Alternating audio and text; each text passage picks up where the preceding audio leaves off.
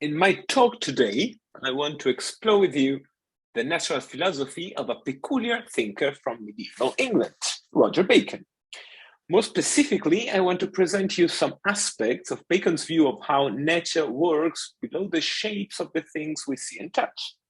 I say below because when we speak of the inquiry into the principles of nature in European modern languages, we tend to think of what lays underneath the sensible surface of the items we experience. Yet, if we were to follow Bacon's line of reasoning, these hidden radical entities would more correctly be placed above the shapes of what we experience, in a gradual commonality among all existing things, which, at the most general level, all share some common characteristics. Although everything is similar in some respect, I will limit myself to a discussion of the natural world below the moon, that is, our world. As the world above, this world too is made of substances, living and non-living things with which we interact constantly. Like those above, all these substances are structured as hydromorphic compounds. They have their own metaphysical matter and their metaphysical form. Yet, according to Bacon, there is another line of composition, another kind of matter, which is not purely metaphysical, but physical and common to all things that exist in our world. This is what Bacon calls natural matter. In order to understand what this natural matter is, we have to consider what makes the natural world below the moon different from the one above. Evidently, not all existing things are bodies. Angels, for instance, are spiritual beings, at least for Bacon, while the heavenly and earthly bodies, well, they are bodies. Nonetheless, these bodies behave in different ways. The heavenly bodies move only locally, namely circularly, and cannot be naturally generated or corrupted. In turn, earthly bodies can evidently move locally, but can also and crucially come to exist and out of existence naturally, that is, without the intervention of a deity. Hence, one of the main features of earthly natural bodies is they do generate and corrupt constantly in a perennial circle of birth and death, transformation and reshaping of everything. But what are all these bodies made of? Following the Aristotelian tradition, Bacon believes that complex bodies, like a giraffe, follow a structured organization of parts that are made ultimately of uniform bodies.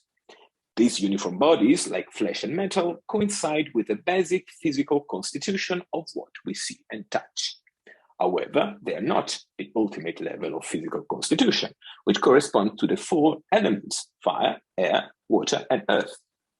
The relationship between elements and uniform bodies was a thorny problem for Bacon and most of European medieval philosophers. Uniform bodies are called mixtures.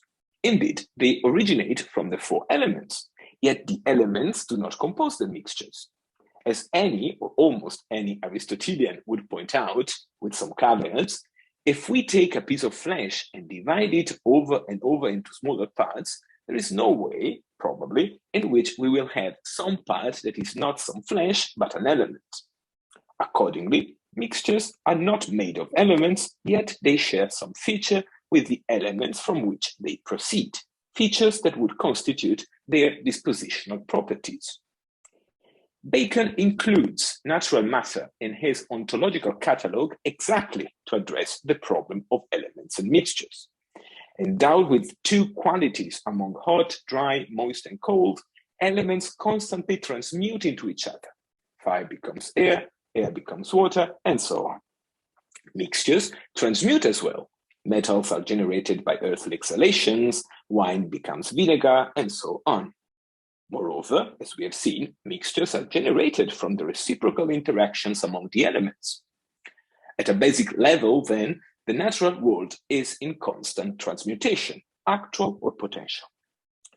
Following the Aristotelian axiom, by which any process of substantial change needs a substrate for the change to happen, Bacon claims that natural matter is the subject in which both elements and mixtures transmute.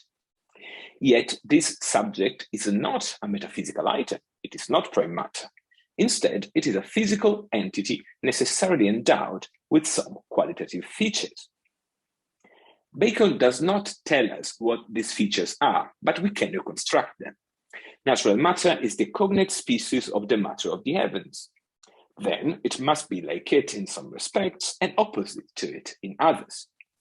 They are similar insofar as both heavenly and natural matter are bodies, that is, they are extended into space. Yet they are different because only natural matter can host processes of generation and corruption, while the matter of the heavens cannot. Therefore, natural matter can be considered as a bodily entity able to host generation and corruption of what is on its ontological surface, so to say. We can think of it as something indeterminately extended, mere bodily extension. Yet, natural matter is never in that way. It is always within some shape, some substantial conformation molding it as either the matter of an element or a mixture, and remotely, the matter of that giraffe and this stone. Following Bacon's material pluralism, this conformation is not a form, but a hylomorphic structure.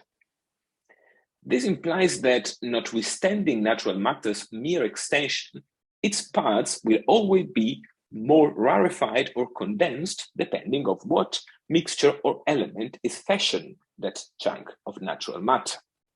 The natural matter of a stone will be more condensed than the natural matter of some smoke. These patterns of rarefaction and condensation are given to natural matter by the hylomorphic structure actualizing that stone here and that smoke there, which is given by a natural agent and molds natural matter as endowed with a certain pattern of arrangement of its parts. Hence, with some huge emendations, Bacon's theory of natural matter broadly corresponds to a development of a Berez's doctrine of indeterminate dimensions adapted to Bacon's specific philosophical stances. Now, let me raise some tentative comparative questions focusing on the features and functions of natural matter and T. Sorry for any possible incidental trivializations. Both entities share a similar function. They are the radical stuff of which natural things are made. According to Bacon, this stuff is radical insofar as it is the root of any substantial conformation in nature. In turn, the宋明理学, broadly considered, seems to take Qi as a common natural stuff in which ontological patterns of Li are instantiated into natural things. These similarities in function aside, the features of natural matter and Qi, respectively, seem to distantiate these two entities quite much. Qi is a dynamic entity. It is moved constantly and cyclically. It undergoes different kinds of processes, preluding its qualification in degrees of condensation, clarity, and fermentation. In other words, Qi is vital, dynamic, and, at some extent, self-defining. To the contrary, Bacon's natural matter in itself is static. It is merely extended, and while it is true that its parts can be rarefied or condensed, that happens only by means of a hylomorphic structure presiding over it. Hence, while natural matter in its neutrality is completely structured by its ontological surface, Li connotes Qi as a specific ontological items, yet the individual qualities of that chunk of Qi do qualify the particular entity which is made out of that chunk of Qi. This is what is suggested, to my knowledge, which is not much, for instance, by Zhang Cai's claim that a Madhya Qi makes a human body worse, and for Zhu Xi, less wise. Concerning the latter, perhaps a meaningful comparative connection can be established with the European consideration of individual human complexions, proceeding from the balance of physical humors, which correspond to how that body undergo processes of physical and mental endurance. These humors are mixtures, like flesh and bones, and for Bacon, their matter too is natural matter.